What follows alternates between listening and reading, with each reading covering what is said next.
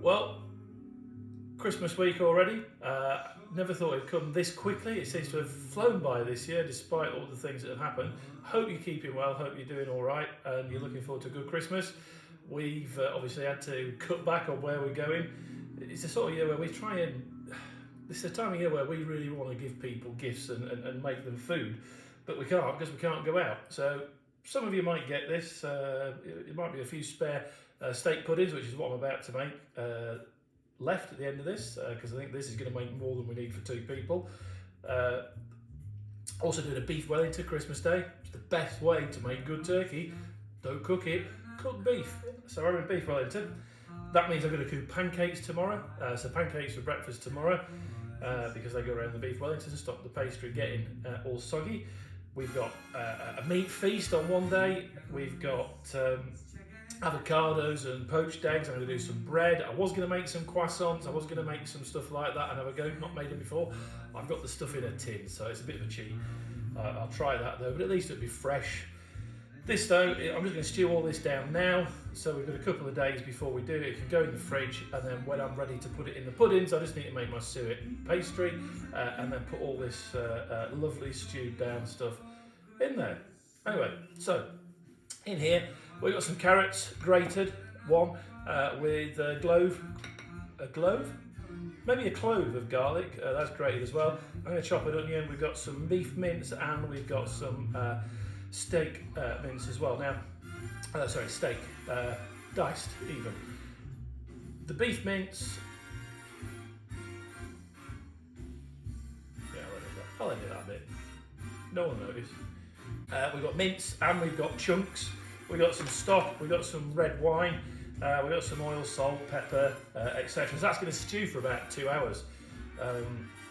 So that's going to be really good. So I'm going to get my glasses on so I don't chop my fingers off when I'm doing my knife. And let's just move all this aside. 250ml of wine, maybe 300, and I reckon these glasses from IKEA, really expensive.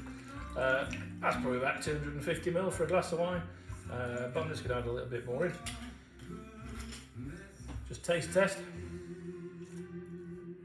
It is just after 12 o'clock. Oh, it's a bit sweet that. Okay, first time I've tried it, Australian Shiraz Cabernet, but that'll be fine. It's drinkable. So that's going to go over there. Get the mince out of the way. Let's just dice this onion.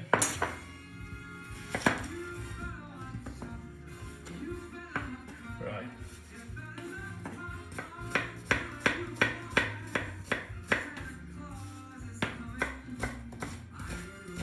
Batman. Bublé's playing in the background. Let's throw them in there.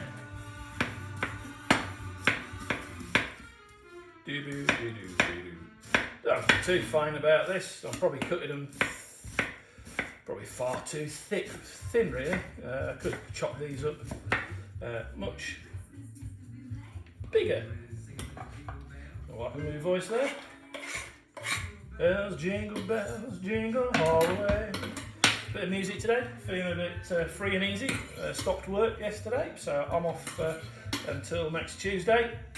Right, leave that out of the way. Let's get some oil in here. Let's throw the grated carrots and the garlic in there, and then let's get this on. Oh ho, jingle bell. Right, that's all mixed in there. Let's wipe that down.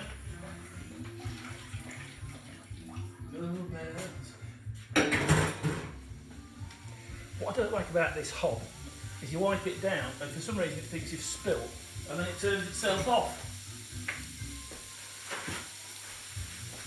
So I always have some dry towel as well.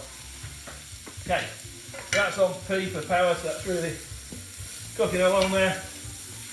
We'll just sweat that down for a bit. I'll just put the lid on.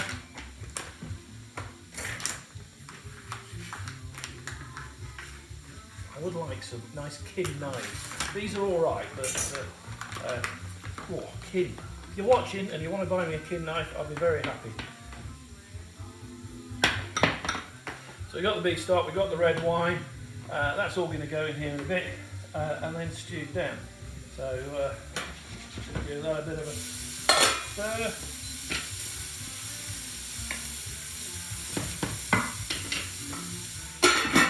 Now, depending on how much colour you want on your in your gravy, you can get a bit more colour on your onions. You can keep them bland, you can keep them white, or you can keep cooking them and get a little burnt on it, and that'll add to the gravy. It's going to be dark enough with the beef, that'll get a bit of colour on it as well, so I'm not overly worried. This is a James Martin recipe. I don't know if you've heard of him. Other chefs are available, but this is one I quite like. He's a good lad, he really is. Oh, recipes work every time, which is great. One of the reasons I do it. And do so many of his recipes. The carrots, if you're wondering why I've got carrots in there, well, that's what the recipe says, but carrots are brilliant in any stew because they have a sweetness and they will break up in there. You won't notice necessarily it's got carrots in because it's grated. You could do chunks, you could do what they call the mirepoix, which is your celery, your carrots and onion. This is kind of leaving the celery out, but you know, if you want to put celery in, I'm not a fan, but it's great stuff. This recipe doesn't need it. Right, I'm going to move that off to one side. The original recipe calls for cheeks. I haven't got cheeks. I've just got steak diced up. Hold on, Mrs. wants to say something. I'll come back to you. Do you want the coffee to bring him back? No, I've had enough coffee today, thanks. I'll get that mince in there as well, man.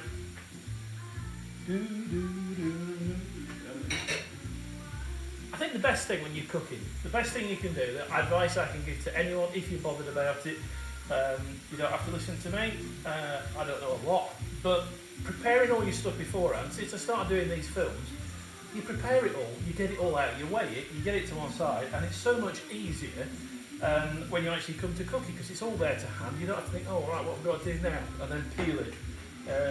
Really does make a difference. Right, let's turn this up. Get some colour on this. Every Westminster right. Do-do-do-do-do.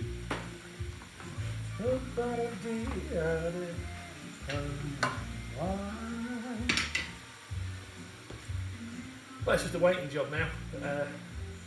Have a look at these flowers. Thought I'd do a bit of flower arranging. This one keeps falling over though. That's meant to be the centrepiece, the little calla lily. And then we've got some roses. No idea what these are. Some greenery. I think these are carnations. Peonies maybe. But yeah, first time I've done flower arranging. That can stay there. Tidy this up. Now you often find when you're cooking mince, if you look in there, you've got a lot of liquid comes out.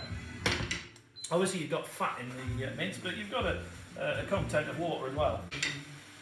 So if you turn your pan up, you can really kind of steam that off quickly, and then you're not stewing it, you're frying it, and that's what we're trying to do, fry the meat, not stew it. We'll stew it in a bit once it's fried. So that's on really full whack now. Not sure how much of this wine left to go in. Oh. Yeah, very nice.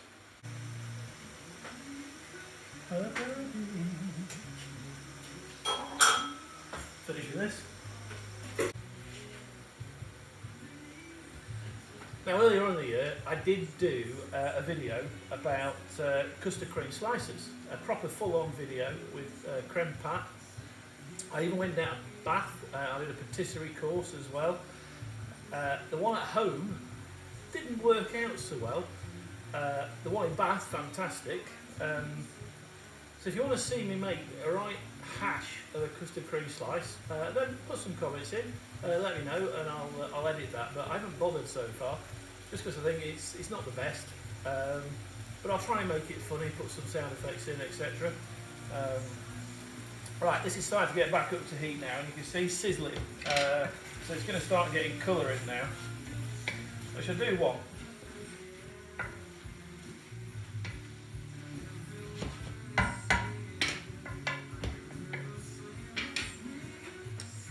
Cheers.